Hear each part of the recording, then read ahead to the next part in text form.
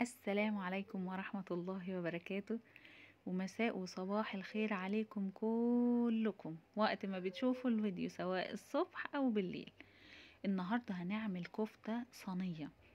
بصوا يعني هي الصورة بتتكلم عن نفسها، فظيعة. بس لايك واشتراك في القناة وفعلوا زر الجرس. يلا بينا بسرعة. معانا 4 بصلات صغيرين أو على حسب كمية البصل اللي انتي بتحبيه.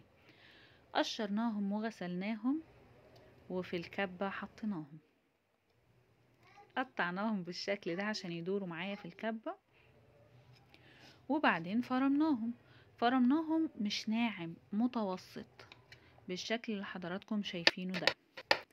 تمام. بعدين هنعمل ايه؟ بعد ما قطعنا البصل متوسط كده في الكبة، هنجيب نص كيلو لحمة مفرومة. تمام. اللحمة المفرومة دي يكون فيها نسبة دهن كويسة، يعني اما تجيبيها من عند الجزار قوليله يحطلك عليها حتة دهنة كويسة كده. تمام. يعني زي ما حضراتكم شايفين هي مش حمرة خالصة، لا حمرة وفيها دهون. هنيجي في طبق غويط اللي هندعك فيه الكفتة مع بعض ونحط اللحمة. تمام. نشوف هنحط ايه تاني. يلا بينا. هنحط البصل المفروم ده على اللحمة. حطينا البصل على اللحمة ودي مكوناتنا النهاردة، يبقى احنا كده حطينا لحمة مفرومة نص كيلو، وحطينا ال4 بصلات الصغيرين اللي فرمناهم متوسط. وبعد كده هنشوف مع بعض هنحط ايه تاني على الكفتة. بس على طول وانتوا بتتفرجوا كده بسرعة انزلوا تحت في الفيديو هتلاقوا كف كده معمول بالازرق، دوسوا عليه، شجعوني وادعموني واشتركوا في القناة. معايا معلقة صغيرة مليانة حبة كده من الملح، متوصيين بيها شوية، حطيناها على بقية المكونات، ومعلقة فلفل اسمر، معلقة ممسوحة. تمام. هنحطها. شايفين معانا كده البقدونس اللي مزين الصورة ده شكله حلو قوي. معانا كمان علبة زبادي، هنشيل القشطة من على وشها وناخد منها معلقتين كبار. ادي معلقة وادي التانية.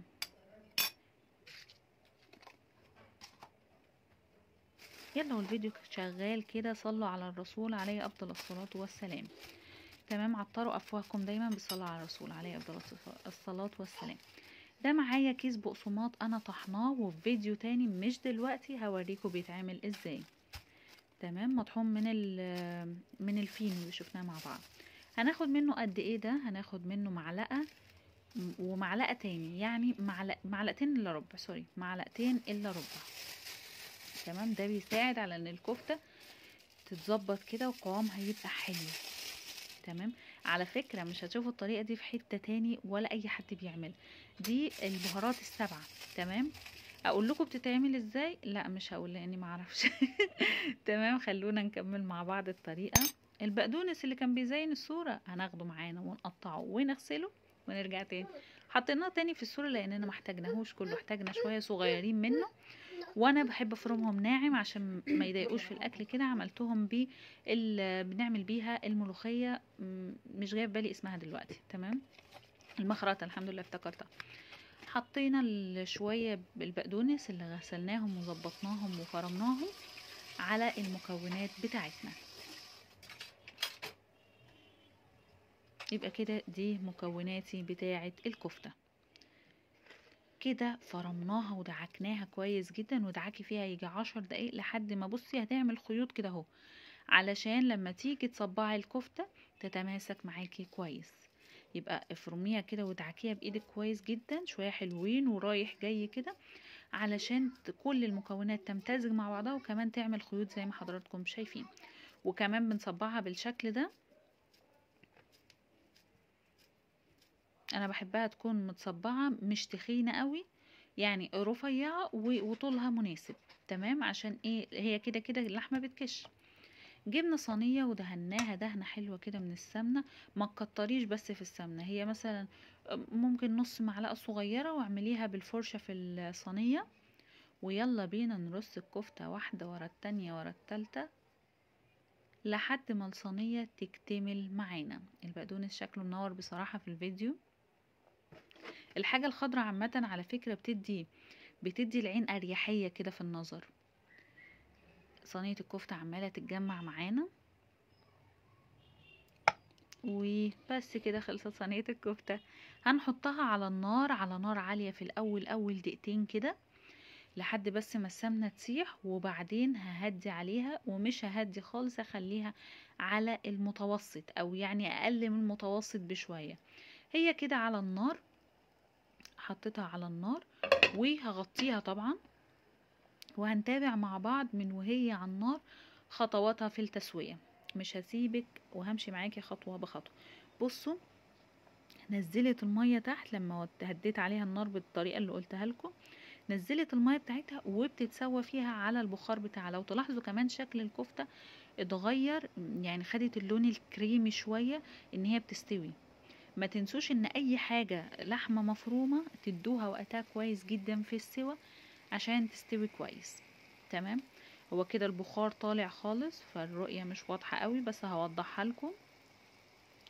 تمام. انا بهزها كده بس عشان تتسوى من كل الجوانب. هنغطيها تاني ونسيبها تكمل سواها.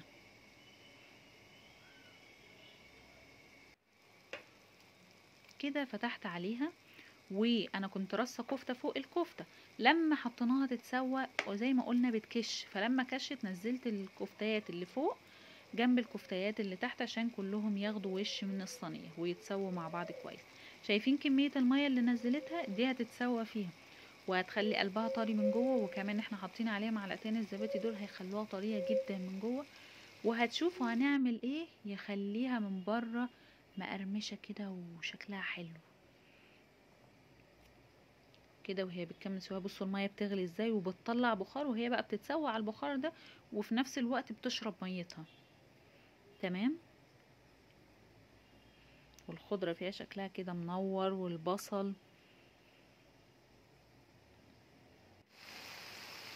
يلا تاني عطروا افواهكم بالصلاه على افضل خلق الله سيدنا محمد عليه افضل الصلاه والسلام. هي كده انا بوريكم مراحل سواها واحده بواحده. طبعا لما فتحت الغطا البخار طلع ايه، وكده ابتدت يعني شربت ميتها خلاص، وابتدت الوش اللي من تحت للكفته ابتدى يتحمر، فمش هينفع اسيبه يتحرق والوش التاني ما يبقاش مش متحمر. فببدل بين الاوجه بتاعه الكفته. تمام. يعني بجيب اللي فاتح تحت والغامق اللي خلاص اتحمر فوق. بعمل كده في كل الكفتيات لحد ما اخلص الصينيه كلها وهوريها لكم.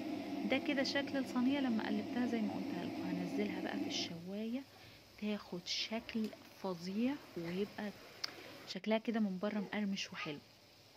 تمام. يبقى هي كده خلصت معايا مرحلتها على النار. هاخد بس واحدايه منها كده ادوقها عشان اقول لكم ايه، اطمنكم بس كده في البدايه الطعم عامل ازاي.